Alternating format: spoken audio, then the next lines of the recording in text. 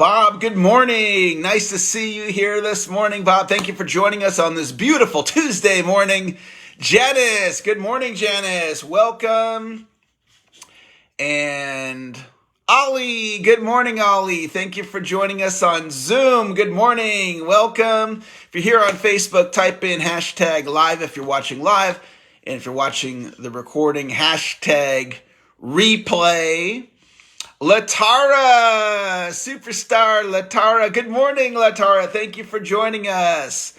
Welcome. Great to have you here. Sissy. Good morning, Sissy. Welcome. Keith on Facebook. Thank you for joining us. Recording in progress. Good morning. This is Eric Lofholm. I want to welcome all of you to our continuous sales improvement daily podcast where everything is continuous sales improvement. And I am thrilled that you've made the decision to join me here this morning on this beautiful Tuesday morning. And today is my birthday. The big 5-2 today, 52. And there's no place I'd rather be right now this morning than right here, right now, with you, sharing encouragement and motivation to help you have a great day today. I truly, sincerely am grateful that I can be here with you right now because I love being here with you right now. I love the opportunity to share ideas to help you have even greater success in your life. We're going to be covering 5 ideas today where any one of these ideas can create a breakthrough for you.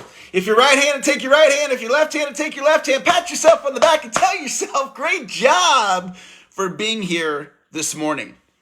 Type into the chat, today is a great day. Today is a great day. This is episode number 17 of the Continuous Sales Improvement Daily Podcast. And if you have missed any of the episodes, you can go back and you can watch them. Everything's available. You can find it all online. And we're going to jump right into our program today. Idea number 1 is a mindset, and it's actually more than a mindset. It's a state of being around selling. And one of the reasons that people don't achieve their potential in sales, and some of you might be going through this right now, is you have an internal resistance to selling. And the reason that you have a resistance to selling likely is because there's a stigma to sales in our culture. So if you're uncomfortable selling, prospecting, asking for the order, so that internal resistance, and so we can look at sales in a different way. And this is the breakthrough idea, guys. And this is what I live. Selling equals service. Selling equals service. And so if you're being service when you're prospecting, hey, I'm reaching out to serve you. When you're on your appointments, if you're being service, yes, we're going to deliver a well thought out presentation. If you're following my methodology, we're going to apply best practices to your selling. We're going to get to the end. We're going to have a well thought out close, and we're going to ask for the order.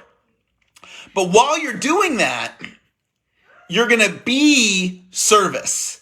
And by being service, that is going to allow you to be your Superman. Okay? I got my Superman shirt on today. So we can access this incredible power that we have within us when we show up as service. So I want to invite you when you go out and sell to come from a state of being of service. And that's one of my things that's made a huge difference for me, and that could create a breakthrough for you. Idea number 2, this is my number 1 lead generation strategy. This could be worth $100,000 to you. One idea. This could be worth $250,000. This could be worth $1 million to you. Some of you, it could be worth even more than $1 million. And here is my number 1 lead generation idea, and it's to leverage networks.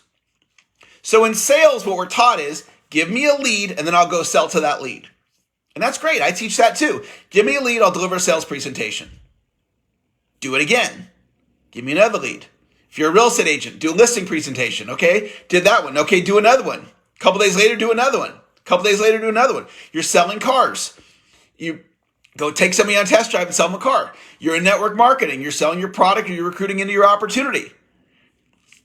And you can tilt your head. Instead of thinking about somebody selling to them one-to-one, you can think about leveraging their network. I have a network of people. You guys are in my network. You guys are all over the world. And I've been doing this for 24 years. So I've got people, thousands and thousands of people all over the world, got this wonderful Rolodex. And I'm not telling you that to like pound my chest and say, look at how great I am. I'm saying I have a global network. So if you were selling to me, you could deliver a sales presentation, ask me to buy your product or service, or you could focus on me giving you access to my network. So what's more valuable, right? My network probably is a lot more valuable to you than me buying from you. Now, it's not one or the other. You could do both. You could sell to me and you could also leverage my network. But the network is likely going to be a lot more valuable. And this could be a multi-million-dollar idea. So this is what Starbucks did, okay? Got my Starbucks here. Here's the brand recognition. Right? So Starbucks, what does Starbucks do? They leverage networks. They went to Barnes & Noble. And they, in essence, said, Barnes & Noble, you have a network of hundreds of thousands of people all over the world, and that network's already established. So let's put a Starbucks right inside of your Barnes & Noble. Better yet, let's put a Starbucks inside of 500 Barnes & Nobles. And that's what they did. And they leveraged the network.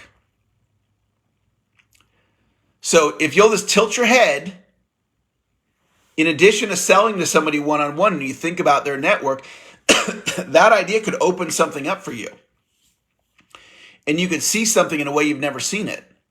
Because there's people that sell to me, and they're not even thinking about my network. They're just trying to make a sale. Nothing wrong with that. But what if my network could bring them 100 sales? And all they had to do is just tilt their head and look at it a little bit different. Okay, I got 3 more ideas to share with you. The next idea, continuous sales improvement. This is an actual idea.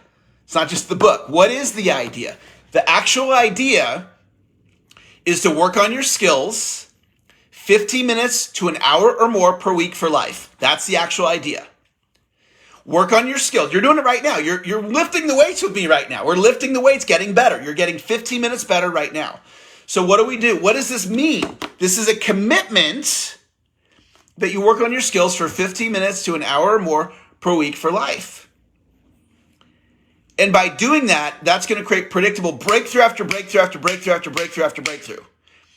You can predict that you're going to have multiple breakthroughs in your future by living this philosophy.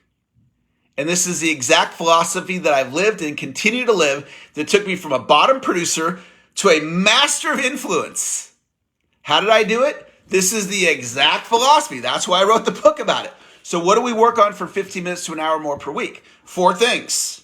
You want to put this into your subconscious mind. Your sales skills, your personal development, your product knowledge, and your technology.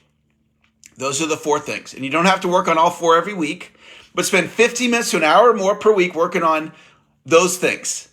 And by doing that, it's going to create predictable breakthrough after breakthrough after breakthrough. Okay, idea number 4. Idea number 4, fall in love with micro improvements.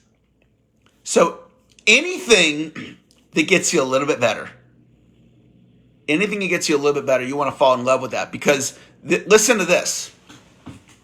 Ideas compound. They build on themselves. So if you study money compounding, $1 compounded turns into $2, double it again, $4, double it again, $8, double it again, $16. So in that example, 1, 2, 4, 8, 16. So how much was the original investment? $1. And it grew to 16. How could $1 grow to 16? How is that even possible? Compounding. This is why you really need to learn the wealth game. Because what's happening is that people that understand compounding, they're putting money into investments and the money's compounding. And people that don't understand compounding, if they're not putting in money into investments, then their dollar never turns into 16. So we're not going to talk about wealth today. We're going to talk about ideas. Ideas compound like money. So that idea that gets you just a tiny bit better, watch this. This idea gets me this better, and then I get another idea that gets me a little bit better, and then I get another idea, and they start building on each other. And just like the money, the dollar that turns into 16, ideas can do the same thing. And what that means is it's a blueprint for breakthroughs. You can do this with referrals. You could become the best referral getter in your company. You could become the number one referral getter in your industry in the world. Let's say you're a real estate agent in my community here in Rockland, California. And you're just doing the best you can to be as successful as you can be as a real estate agent here in Rockland, California. You can become the number one referral getter in all of real estate agents globally. I want you to know that's possible by applying this philosophy, by falling in love with micro improvements. Because think about this. How many real estate agents in the world do you think are striving to become the number one referral getter on the planet in their industry? Probably zero. So if you strive to be that, it'd be you and only you. And let's say you didn't become number one in the world. You still get really good. That one idea, by the way, is probably worth $1 million to a real estate agent to strive to be the number one referral getter in the world. And I taught this to one of my clients. Her name is Anna. She might even be watching this right now. I said, Anna, what do you need to work on? She goes, I need to get better at follow-up. I said, okay, Anna. Wave my magic wand. Voila! Anna, you are now the number one follow-up franchise consultant in the planet. In the whole world she's a franchise consultant. Of all the franchise consultants, Anna. I just waved my magic wand. Voila, Anna. You are now number one at follow-up. And I installed the mindset. So she started operating on that. And guess what happened to her follow-up? Boom, skyrocketed in her skill set. But here's what's beautiful. Anybody can do it. You could do it with prospecting.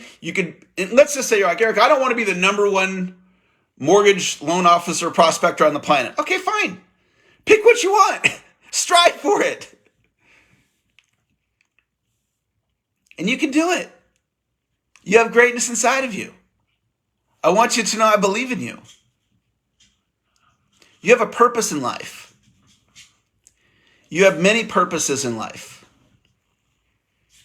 And when you connect with that you have a purpose in life, many purposes in life, in my experience, your confidence increases. Here's how simple your purpose can be. One of my purposes is to be a stepdad to my 2 stepdaughters. That's how simple it can be. But that gives me confidence knowing I have a purpose in life. And that's one of them. So you have many purposes in your life. Maybe your neighbor, one of your purposes in life is to be their neighbor. And there's just different little loving things that you do for your neighbor. And that's one of your purposes in life, is to be a loving neighbor to your neighbor. My last idea is success stories. Dr. Moyne, my mentor, taught me, Eric, strategically use success stories in your sales presentation. Before you present, figure out the success stories you're going to tell in the order you're going to tell them in. That simple idea is a breakthrough idea that's made me a lot of money. So here's the idea again. Before you present, you're preparing for your presentation. So you're going to figure out the success stories you're going to tell in the order that you're going to tell them in. So I want you to collect success stories. So one favor I have to ask of you, if you've gotten value from anything I've ever done, if you've gotten value from my books, if you're getting value from this daily podcast, if you are a coaching client, if you've heard me speak and you've gotten value, would you just pull out your smartphone and just shoot a little selfie video testimonial that I could put up on my YouTube channel? where you're sharing your experience of whatever, the book, this podcast, a seminar, coaching we've done. I would love it if you would do that. And so I'm role modeling for you what you can do with your clients. Ask them to pull out listen to me. Ask your client who's satisfied with and super happy with what you've done for them.